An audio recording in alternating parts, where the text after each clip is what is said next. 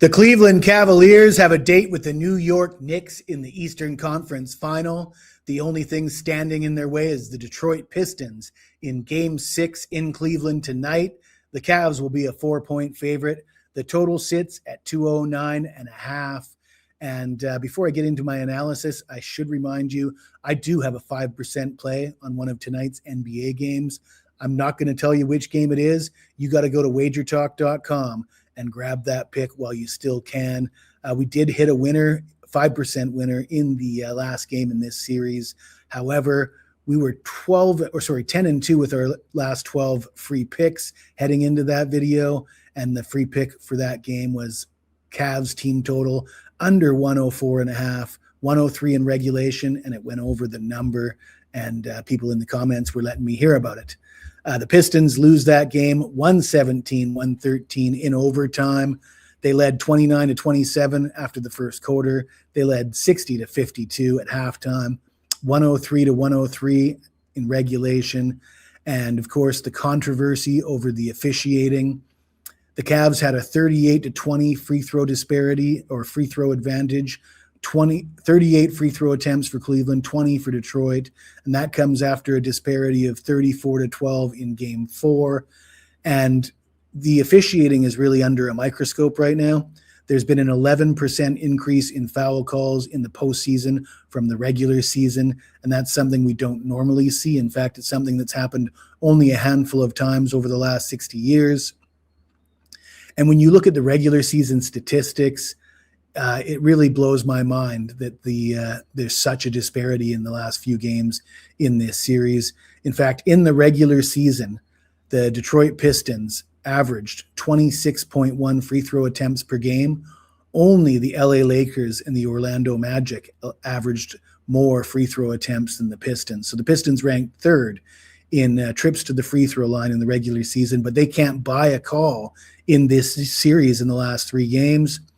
Detroit's opponents in these playoffs are averaging 28.5 free throw attempts per game.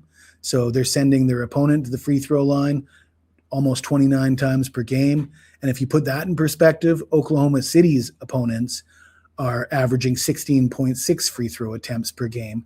And why I use Oklahoma City as a comparison is because both these teams are elite defensively. Both of them play a very aggressive style of defense. And if you don't believe me, go check out some Lou Dort highlights. And the idea that Oklahoma City is just that much better at playing aggressive defense without committing fouls is something that I'm not buying into. I think the refs give favorable treatment to certain teams, and Oklahoma City being at the top of that list. So I'm just not buying that this is a natural occurrence, that the Cavs have a 20 free throw attempt disparity in their favor the last 2 games. That being said, Cade Cunningham scored 39 points on 13 of 27 from the field, 6 of 10 from beyond the arc in Game 5. The Pistons are just 5-15 straight up, though, in their last 20 versus the Cavs. The Pistons have lost 5 of their last 6 on the road. The Pistons are 1-12 in their last 13 at Cleveland.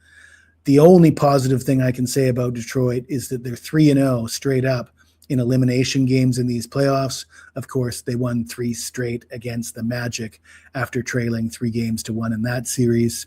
We're going to talk about the Cleveland Cavaliers. Before we do, allow me to tell you about some promotions we have available for the postseason, or for the summer, that mind you. This is the big one. It's only available for a limited time, $999. This is absolutely the best deal you'll ever find on my picks. $999, 365 days, every play in every sport, works out to less than $1 per play. And when you compare that to the cost of buying picks every day at $25 to $35 a play, it's a no-brainer. This package sets you up for success.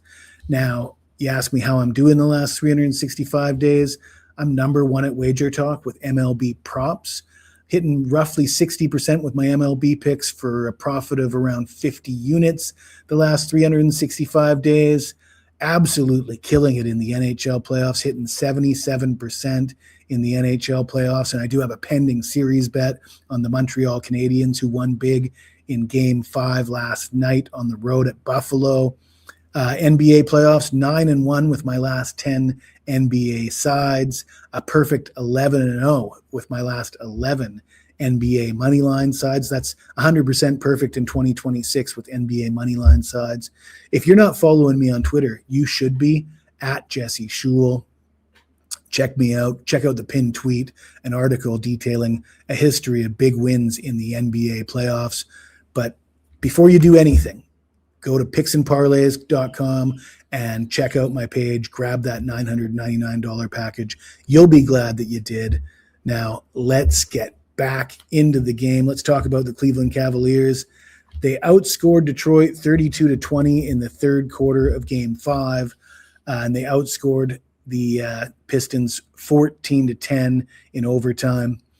Big game James Harden, 30 points, 8 of 21 from the field, so it's not like he was shooting the ball all that well. 3 of 10 from three-point range. How did he end up with 30 points? How about 11 of 14 from the free throw line? Disgusting. Donovan Mitchell, 21 points on 7 of 18 from the field, 1 of 8 from beyond the arc. I mean, you got Mitchell and Harden not shooting very well, and the Cavs are winning on the road in a big Game 5. Man, something's not right. Something's not right here. Cavs shot 45% from the field, 40% from beyond the arc, 31 of 38 from the free throw line. The game was decided by the referees. Now, if you're a Cavs fan, you probably turned off the video already, but here comes the part you're going to like. Cleveland has averaged roughly 100 points per game on the road in the playoffs, but they've averaged over 118 points per game at home in the playoffs. Now, the final play of regulation in Game 5 was controversial, to say the least. JB Bickerstaff comments, Jared Allen fouled Thompson. It's clear he trips him when he's going for a loose ball. And I got to agree with JB Bickerstaff there. If you've been calling those fouls all night against the Pistons, and then you have an opportunity to make a call with 10 seconds left on the clock, when you've got that massive disparity, I mean, clearly you're not putting the whistle away. So make that call, in my opinion, of home team. But that's not the way it worked. Cade Cunningham has not gotten any help. Tobias Harris, just 13 points, 6 of 19 from the field, 1 of 7 from beyond the arc in Game 5. Cleveland's 10-0 straight up in their last 10 home games. Duncan Robinson didn't play in Game 5. Kevin Huerter also questionable. So Detroit's a little bit banged up. They're not a good road team in the playoffs anyways. Cleveland is lights out at home. There's just no way I'm stepping in front of the Cavs here. Now, I did another video on the Minnesota and San Antonio series, and I made the case that the NBA stands to profit greatly from a Game 7. But I think the way that this series has been officiated in the last few games makes me think that the NBA thinks they're going to profit greatly from the Cavs and the Knicks in the Eastern Conference Final. So I'm not going to hypothesize that they're going to rig Game 6 for a Game 7.